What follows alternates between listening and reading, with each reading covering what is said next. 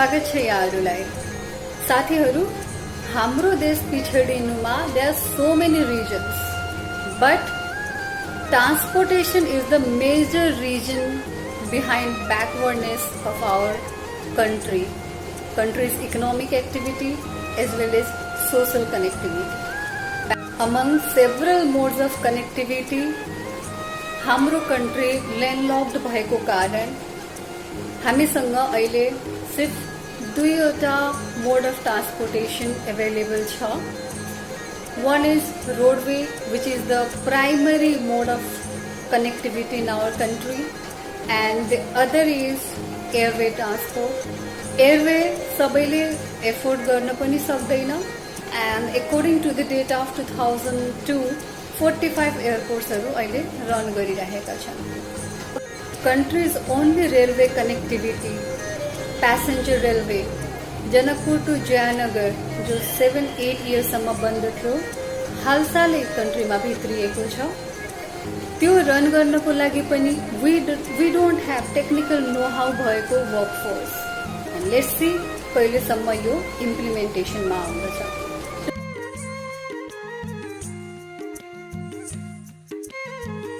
साथीहरु, ट्रान्सपोर्टेसन यति इम्पोर्टेन्ट किन छ त? एउटा, हाम्रो ट्रान्सपोर्टेसन स्ट्रङ भयो भने जो हाम्रो महँगाई छ त्यो घटेर जान्छ। दोस्रो, एक्सिडेन्ट्स घटाउँछ। तेस्रो, जो हाम्रो पिछडिएका रिमोट भिलेजेसहरु छ वहाँको economic as well as social connectivity बढाउँदछ। त्यसैगरी economic growth through employment and अपर्च्युनिटिजहरुको कारण एन्ड टुरिज्म फोस्टर हुन्छ।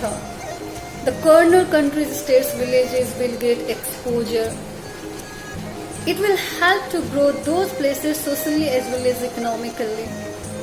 Goodsहरु cheaper हुन्छ। Domestic as well as international touristहरुलाई attract गर्ने हुन्छ। Local business, trade, manufacturing sectorलाई बढावा दिन्छ। Immigration decline हुन्छ। जो हाम्रो इन हाउस प्रोडक्टहरु छ, हुम्ला जुम्लाको स्याउदेखि लिएर जो हाम्रो गहुँ राइसहरु, मतलब देशको कुना कुनाको प्रोडक्टहरु देशको कुना कुना हर जग्गामा सजिलैसँग पाइन सकिने हुन्छ, चिप पाइन सकिने हुन्छ, क्वालिटी प्रोडक्ट पाइन सकिने हुन्छ। That will greatly help industrialization, that will help local farmers in the earning, and that will help local goods promotion. त्यसैगरी equal distribution of goods all over the nation. अनि यसले हाम्रो कन्ट्रीको dependence पनि घटाउँछ। त्यसैगरी कुना कुनामा रहेका हाम्रो साथीहरुको इकोनोमिक पनि आर्थिक सुधारीकरण पनि हुन्छ, हाम्रो इन्कम पनि बढ्ने हुन्छ। त्यसैगरी कन्ट्रीको इन्कममा पनि हेल्प गर्ने हुन्छ।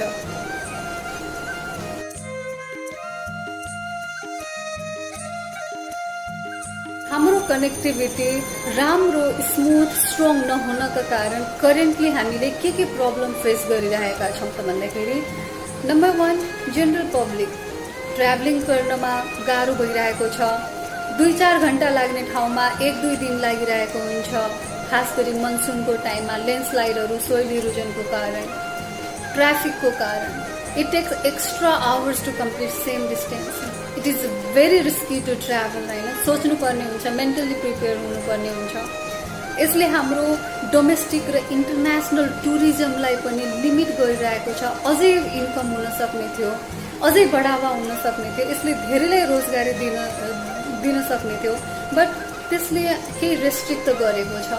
एन्ड यो हाम्रो इन्फ्रास्ट्रक्चर सही नहुनका कारण कतिपय बिरामीहरु हस्पिटल पुग्न नपाउँदै ज्यान गएको पनि खबरहरु आइरहेको हुन्छ। अनि जनता जाँदा, मलामी जाँदा पनि extremely risky. And then extremely raises the cost of every consumable goods, हैन? अनि ट्रान्सपोर्टेसन चार्जेसहरु धेरै लाग्ने हुनाले हाम्रो डे टु डे जो खाद्यान्न पदार्थहरु छ त्यसको कस्ट पनि हामीले धेरै बेहोर्नु पर्ने भइरहेको छ। भेरी कस्टली ट्रान्सपोर्टेसन चार्जेस, कुनै हाम्रो अल्टरनेटिभ चिप मिन्स छैन हामीसँग, ट्रेन यातायात छैन, कोस्टल कनेक्टिभिटी छैन। एन्ड स्टुडेन्ट्सहरूको कतिपय ठाउँमा रोडवे कनेक्टिभिटी राम्रो नहुँदा धेरै घण्टा ट्राभल गर्नुपर्ने हुँदा एक त उनीहरू टाइममा स्कुल कलेजहरू पुग्न सक्दैन, कसै गरी पुग्यो भने पनि बिकज अफ द्याट फ्याटिक थकानका कारण कन्सन्ट्रेट गर्न सक्दैन। त्यसकारण उनीहरूको जो कम्पिटिटिभनेस हुन्छ डिक्लाइन भइरहेको छ। We can take the example of this Karnali students जो 2 घण्टा माउन्टेनमा ट्राभल गरेर दे रिच कर्णाली रिभर, त्यहाँ ट्विन्स बास्केटको युज गरेर त्यसलाई हाफ एन आवरभन्दा धेरैसम्म खिचेर तिनीहरू अर्को पार पुग्छन्। एन्ड देन जब स्कुल पुग्छन् अलरेडी एउटा 2टा क्लास मिस भइसकेको हुन्छ। अब जो क्लास बाँकी रह्यो त्यसमा they are already hungry and fatigue, अनि पुरा ध्यानले पढ्न पनि सक्दैन। यसरी हामीले आफ्नो स्टुडेन्ट्सहरूको एजुकेसन पनि लस गर्नु परिरहेको छ भने many of the people they cannot reach the market place, the working place होइन on time because they have to spend lot of hours in working होइन। अनि फेटिक पनि बढ्ने हुन्छ, प्रोडक्टिभिटी पनि डिक्लाइन गर्ने हुन्छ। Several accidents happen each and every hour.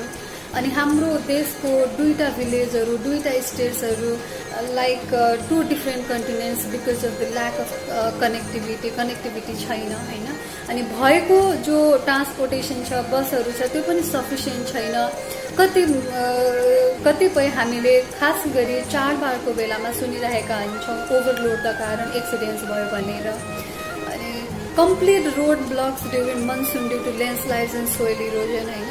अनि मोस्ट अफ द रिमोट रोड्सहरू चाहिँ नि सिंगल लेन्स भएका कारण अगाडिबाट कुनै भेहिकल आउने बित्तिकै त्यहाँ घन्टौँसम्म लाइन लाग्नुपर्ने हुन्छ होइन।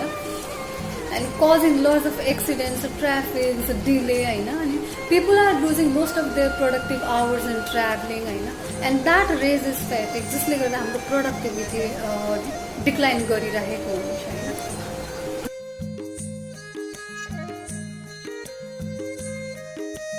साथीहरू, traveling should be soulful and mesmerizing experience, but it is just not the case in our roads.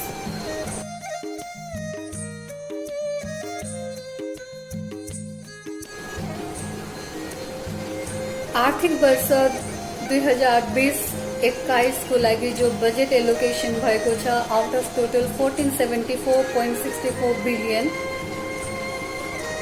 Transportation improvement को लागि 163.52 बिलियन सेग्रिगेट गरिएको छ, which is higher than last year जो चाहिँ 109 बिलियन थियो। यसो त बजेट एलोकेशन र फरेन प्रोजेक्ट्सहरू फरेन अलाइनमेन्टहरू नभएको होइन। They are loads of projects going on ground. भारतसँग, चाइनासँग, जापानसँग प्रोजेक्ट्सहरू गइरहेको छ। But we do not know the reality of that projects, कहाँसम्म त्यो प्रोजेक्ट्सहरू भइरहेको छ, are they really working or not होइन। Nobody is responding and we are also not asking any question with the authority.